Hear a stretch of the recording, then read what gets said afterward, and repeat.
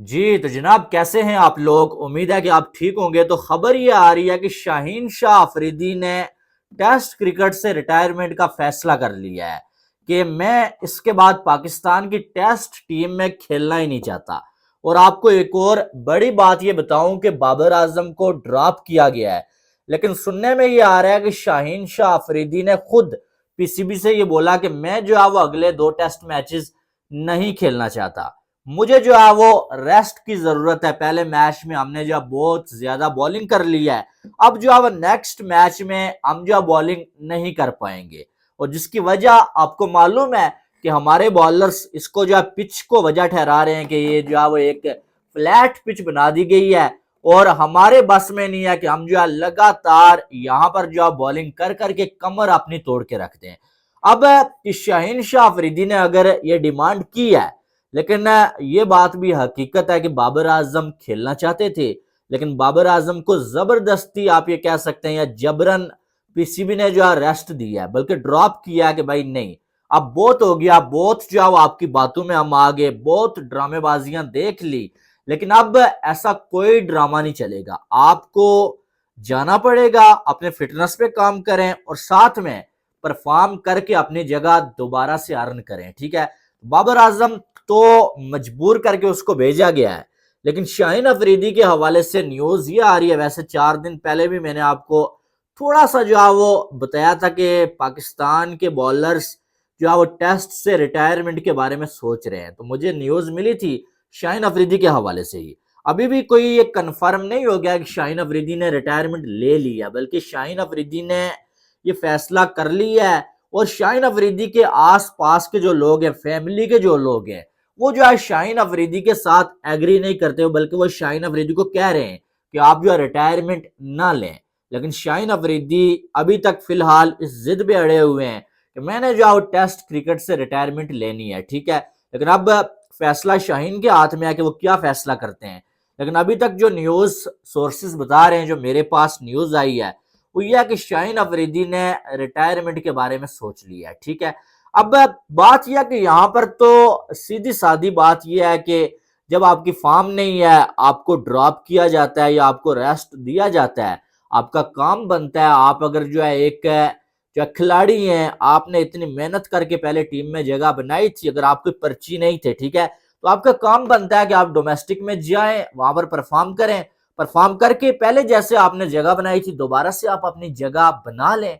लेकिन अगर आपके पर्ची होंगे, फिर आपको यकीन ही नहीं होगा यार मैं जाऊंगा और वापस में दोबारा से जगह बना के पाकिस्तानी टीम में वापसी कर सकूंगा। अब शाहीन अफरीदी का असुलन तो यही बनता है, यार आपको अगर ड्रॉप किया गया या आपकी फॉर्म नहीं है, स्पीड गिर गई है, आप रेस्ट ले रहे हैं, तो आप जो है जाएं, जाके जो है सारा कुछ दोबारा से सही करके अपनी फिटनेस, अपनी स्पीड और अपनी जो आप फॉर्म वापस बहाल करें और वापस टीम में आ जाए। ना कि इसका ये हल किसी सूरत में नहीं है कि आप रिटायरमेंट ले लें।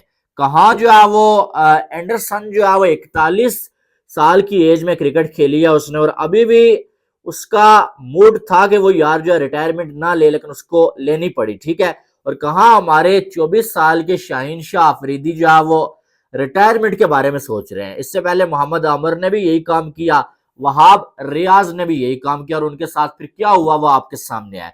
लेकिन अब ये हमारे बॉलर्स की फिटनेस का ये हाल है कि भाई 2-4 आवर्स ज्यादा करने पड़ जाएं तो उनके जो है वो मुंह से जुबान बाहर आ जाती है। मैंने आपको 2 दिन पहले ये भी बताया था कि इस मैच के दौरान जो इंग्लैंड वाला पहला मैच था, एक टाइम ऐसा था कि नसीम शाह ने बॉलिंग करने से इनकार कर दिया था कि बस मेरी बस हो गई है, अगर आपने मुझे एक भी बॉल और फेंकने के लिए बोला मैं यहां पर ही जो है गिर जाऊंगा। यानी कि ये इनकी फिटनेस का हाल है कि जो टेस्ट मैचेस के ये बॉलर जो है वो कहलाए जाते हैं, लेकिन इनकी फिटनेस का ये हाल है कि इनसे जो है एक दिन जो है या एक सेशन इनसे बॉलिंग नहीं हो पाती है।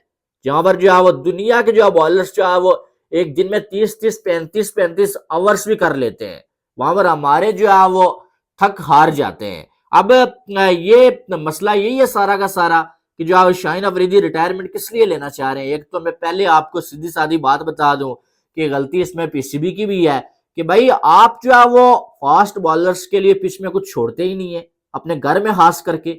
अब पाकिस्तान ज्यादा मैचेस अपने घर में खेलता है और घर में आप डरे हुए हैं, आप डर के मारे कि हमारे बैटर्स जो हैं वो जो है वो आउट ना हो जाएं, कहीं हम जो है वो जलील ना हो जाए, दूसरी टीम आके हमें आउट ना कर दे। इस चक्कर में आप जो है वो ग्रासी पिच बनाते ही नहीं है जरा भी। आप एक जो फ्लैट पिच बना देते हैं जहां पर आपके बल्लेबाज तो कभी कभी सेंचुरीज बना लेते हैं लेकिन आपके बॉलर्स कुछ नहीं कर सकते हैं। अब यहाँ पर जो सवाल ये उठता है जो मैंने भी उठाया था 2 दिन पहले कि इंग्लैंड ने 20 खिलाड़ी हमारे आउट किए तो हमसे ना आउट हो पाए। पिच जैसी कैसी थी वो एक अलग बात है, लेकिन बात यही है कि इंग्लैंड वाले उनको हमेशा जो है वो ऐसी फट्टा पिचे तो नहीं मिलती है ना खेलने के लिए। वो जब पाकिस्तान में आते हैं कोई 2 सालों के बाद एक बार, वो जो है वो ऐसी फट्टा पिच पे खेल लेते हैं।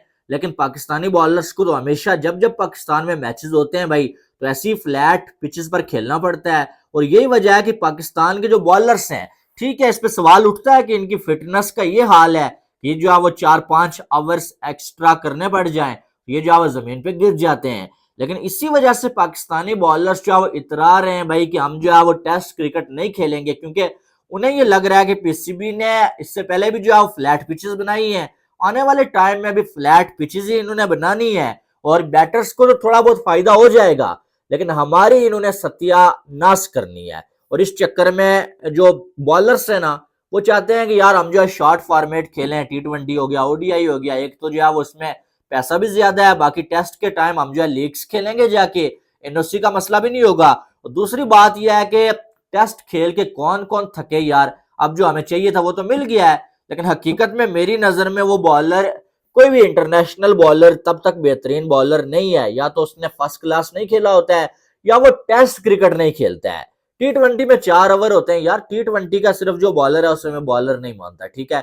जो बंदा टेस्ट, T20 और ओडीआई में बॉलिंग करता है ना, खास करके टेस्ट क्रिकेट में उसका इम्तिहान होता है, वहां पर अगर आप फेल हो गए भाई तो आपकी फिटनेस भी इसका मतलब बिल्कुल जीरो है और साथ में जो है वो आपकी काबिलियत भी जो है सामने आ जाती है। तो पाकिस्तान में एक ट्रेंड चल पड़ा है भाई कि जिसको ड्रॉप किया जाए टीम से, जिसको मार पड़ जाए या जिसकी फिटनेस पे बात की जाए, वो जो है वो रिटायरमेंट के बारे में बातें करने लगता है। अब जो है वो शाहीन अफरीदी रिटायरमेंट लेगा तो हमें मालूम है कि जो है वो पाकिस्तान का थोड़ा बहुत नुकसान होगा, लेकिन शाहीन अफरीदी के होने से भी पाकिस्तान को क्या मिल रहा है? लगातार पाकिस्तान तो हार रहा है। लेकिन बात यह है कि इनके माइंड सेट आप चेक करें कि यार आपको टीम से ड्रॉप किया गया या जो भी आपने रेस्ट लिया, तो आपका काम बनता है कि आप जाएं, जाके जो आप परफॉर्म करें और अपने प्लेस अर्न करके वापस आए।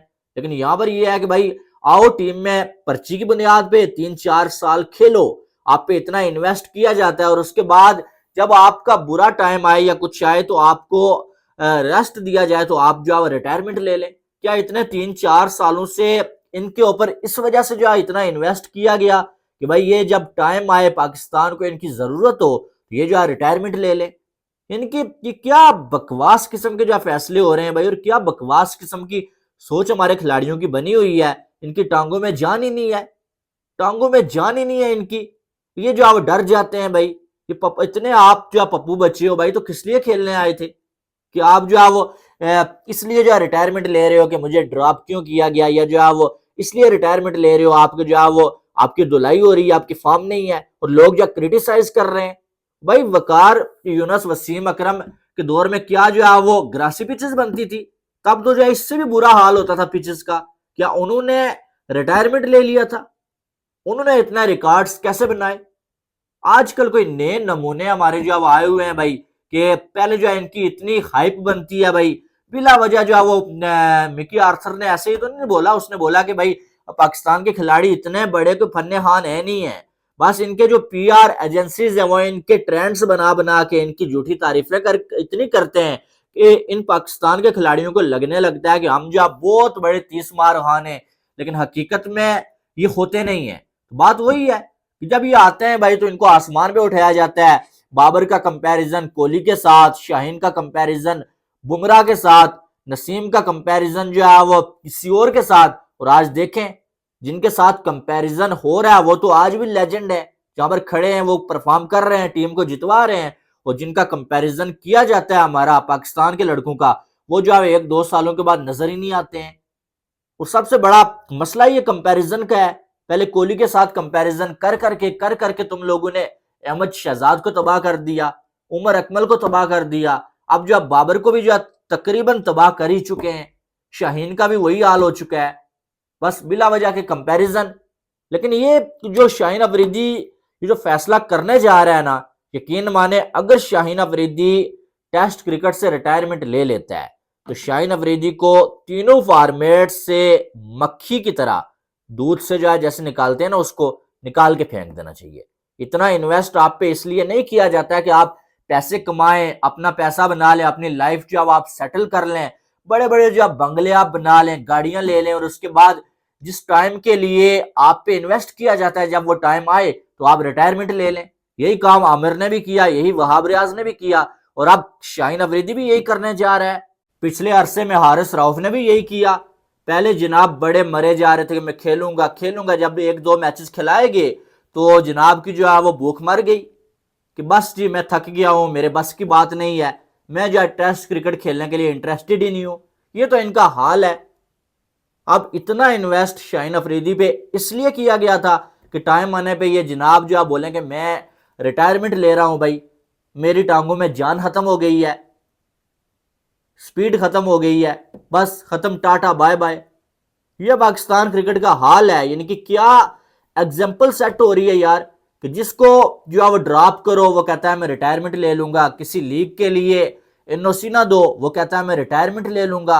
यार ये ब्लैकमेलिंग ही चलती रहेगी हमेशा। अगर जब कोई भी इस तरह का बॉलर इस एज में आके रिटायरमेंट लेता है ना, उसे तीनों फॉर्मेट से बाहर कर दो बस। पहले आप देखें आमिर ने रिटायरमेंट ली, उसके बाद वहाब रियाज ने, अब जो शाहीन अफरीदी अगर ऐसा करता है, कल आने वाले टाइम में नसीम शाह भी ऐसा करेगा अगर आप जो कोई एक्शन नहीं लेंगे। यानी कि एक ट्रेंड सेट हो रहा है ये। तो जो भी बंदा, चाहे वो शाहीन है जो भी है, वो अगर टेस्ट से रिटायरमेंट लेता है भाई तो उसको तीनों फॉर्मेट से उठा के बाहर कर दो, चाहे वो जितना भी अच्छा बॉलर है, जितना भी अच्छा जो है बैटर है, जो भी है। जो बंदा टेस्ट खेलेगा उसे ही T20 और ओडीआई खिलाओ। यानी कि जिसके लिए कंट्री जरूरी नहीं है तो उसको उसकी क्या जरूरत है भाई, उठा के फेंको बाहर फिर सारे फॉर्मेट से। बहरहाल आपकी क्या राय है वो आपने कमेंट बॉक्स में बताना है। बाकी वीडियो को लाइक और चैनल को सब्सक्राइब करिएगा ताकि आने वाली तमाम अपडेट्स आपको बर वक्त मिल सके।